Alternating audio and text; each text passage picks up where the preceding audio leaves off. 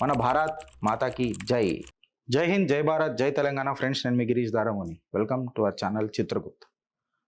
Friends, ఈ video నేను ఇప్పుడు ఎందుకు చేస్తున్నానంటే పాకిస్తాన్ ఆర్మీ జిగర్ల దమ్మెంతుందో కూడా మనం తెలుసుకోవాలి కదా. ఎవడైతే చైనా బలాల మీద బలగాల మీద ఆధారపడి కొట్లాడతాడు, ప్రాక్సీ వార్ చేస్తాడు, మళ్ళా వాళ్ళ మనుషులు వచ్చి సిపాసాలార్లు ఇటుకలు పెడతారు, అయోధ్య మందిరంలో ఇటుకలు పెడతారు, బాబ్రీ మసీద్ అని చెప్తారు కదా. యాక్చువల్లీ ఇలా కరెక్ట్గా చెప్పాలని అంటే జిగర్ల దమ్మెంతుంది అని చెప్పి మాట్లాడుతున్నా. పెద్ద పెద్ద మాటలు మాట్లాడతారు కదా, మా దగ్గర న్యూక్లియర్ బాంబు ఉంది, మా దగ్గర న్యూక్లియర్ సబ్మెరీన్లు ఉన్నాయి, ఎక్సెట్రా ఎక్సెట్రా అని చెప్పి మాట్లాడతారు కదా.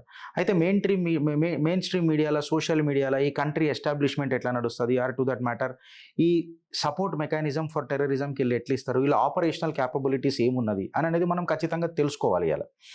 ఇలా పాకిస్తాన్ యొక్క మిలిటరీ స్ట్రాటజీ ఏదైతే ఉన్నదో అది కంప్లీట్గా ఎకనామికలీ డ్రైన్డ్. ఇన్ఫ్యాక్ట్ చెప్పాలనంటే ఇంటర్నలీ ఫ్రాక్చర్డ్. వాళ్ళు సస్టైన్ చేసే కెపాసిటీలో లేరు, కన్సిస్టెంట్గా కూడా సస్టైన్ చేసే కెపాసిటీలో లేరు. ఒక ఫుల్ స్కేల్ వార్ భారత్తో పోయే కెపాసిటీలో లేరు.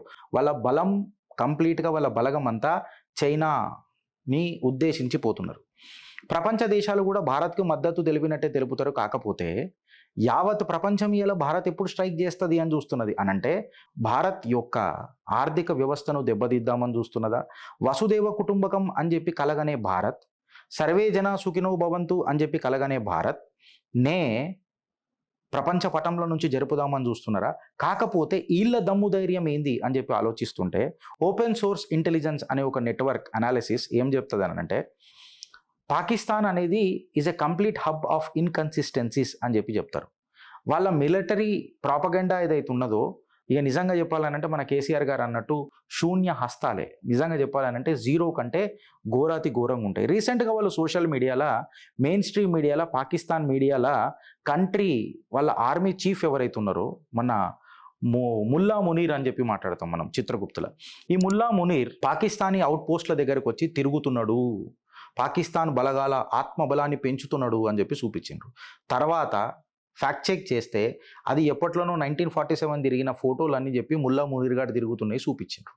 వీళ్ళ దిగజారిన పరిస్థితి ఇది. మళ్ళీ సిపాసాలార్ ఏదైతే యుద్ధ మేఘాలు ఏమనంటారు ఆకాశంలో మొత్తం తిరుగుతుంటే సైనికుల ఆత్మబలం పెంచుతాడా లేకపోతే ఏమన్నా బంకర్లా దాచుకుంటాడా, పైజామా పట్టిచరగాలని అడుగుతున్నా, చెప్పురు ఇప్పుడు నాకు. అట్లనే డిఫెన్స్ ఇండియన్ సెక్యూరిటీ ఎస్టాబ్లిష్మెంట్ కూడా దీని మీద ఇది గ్లేరింగ్ మిస్ఇన్ఫర్మేషన్, పాత వీడియోలన్నీ చూపిస్తున్నారు అని చెప్పి మన రక్షక బలాలు కూడా తిప్పికొట్టిరు. ఇన్ఫ్యాక్ట్ వీళ్ళకు మిలిటరీ రెడీనెస్ రెడీ ఉన్నదా అని చెప్తే ఇంకా నాకు డౌటే. ఇంకా హైలైట్ ఏంటంటే పాకిస్తానీ ఎయిర్ ఫోర్స్ ప్రాపగండా చూడురు మీరు, సూపర్ఫిషియల్ మిలిటరీ స్ట్రెంగ్త్ చూపిస్తుంది అనంటే ఏదో ఏప్రిల్ 29కి పాకిస్తాన్ ఎయిర్ ఫోర్స్ ఒక వీడియో పెట్టింది ఫ్రెండ్స్. ఏంటనంటే వాళ్ళ దగ్గర S-400 మిజైల్ సిస్టమ్స్ ఉన్నట్టు. అవి పాకిస్తాన్ ఎప్పుడు కొన్నదిరా నాయన, నేను ఒక మాట అడుగుతున్నా. S-400 మిజైల్ సిస్టమ్స్ మీకు ఎప్పుడన్నా రష్యా సప్లై చేసిందా? మీ ముఖాలకు ఎప్పుడన్నా S-400 మిజైల్ సిస్టమ్స్ చూసిండ్రా? ఫేక్ వీడియోలు చలామణి చేస్తున్నారు. ఇన్ఫ్యాక్ట్ చెప్పాలనంటే ఆ పైజామా నాడలు ఏమంటారు కట్టుకోనికే పైసలు లేని ఆ ప్రజలకు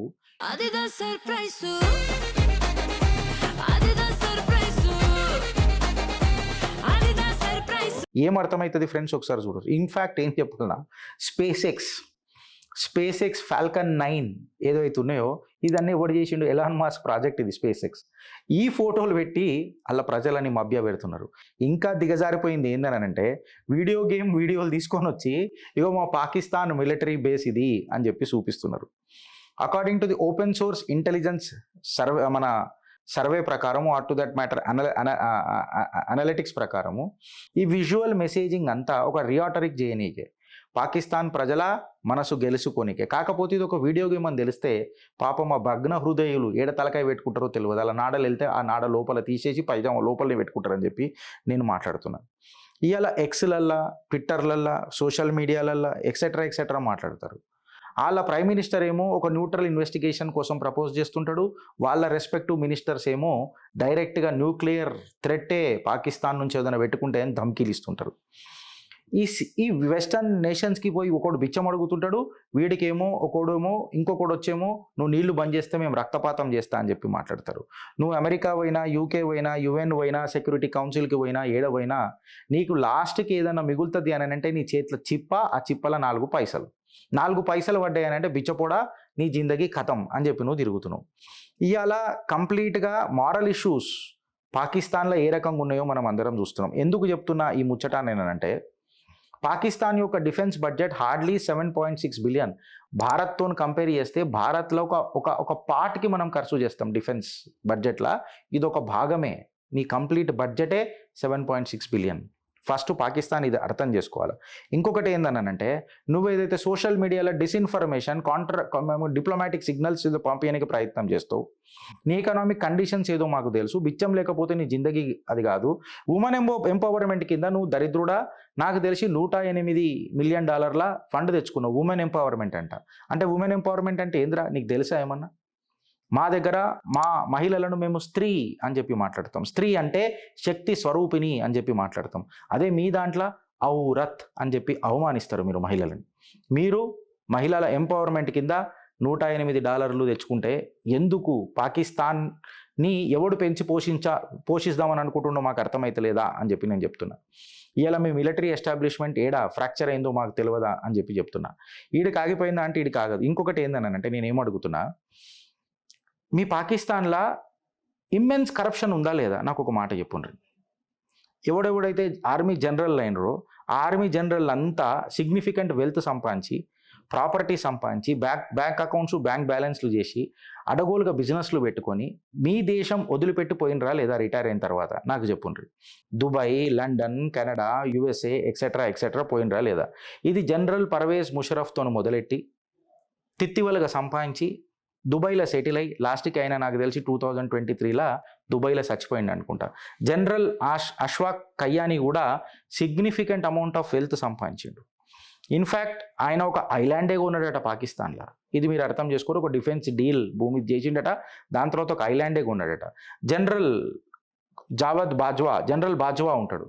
ఈయన కూడా జబర్దస్త్ కరప్షన్ చేసిండు అని చెప్పి చెప్తారు. ఇన్ఫ్యాక్ట్ బాజ్వా రిలేటివ్స్ ఏవైతే ఉన్నారో వాళ్ళందరిది కంప్లీట్గా 12.7 బిలియన్ ఆస్తులు ఉంటాయి అని చెప్తారు. ఈయన ఫ్యామిలీ ఇంతవరకు పాకిస్తాన్ వదలలేదు అని చెప్పి మాట్లాడతారు. ఇవాళ మిడిల్ ఈస్ట్ మిమ్మల్ని ఏ రకంగా చూస్తుందో ఒకసారి చూడండి.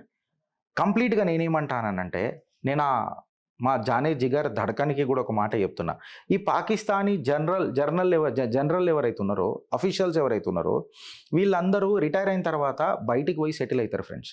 సెటిల్ అయినప్పుడు వీళ్ళు అడ్వైజరీ కమిటీ లెక్క మళ్ళీ ఈ పాకిస్తాన్కి పనిచేస్తూ ఉంటారు వాళ్ళ పూర్వ నెట్వర్క్ని యూజ్ చేసి.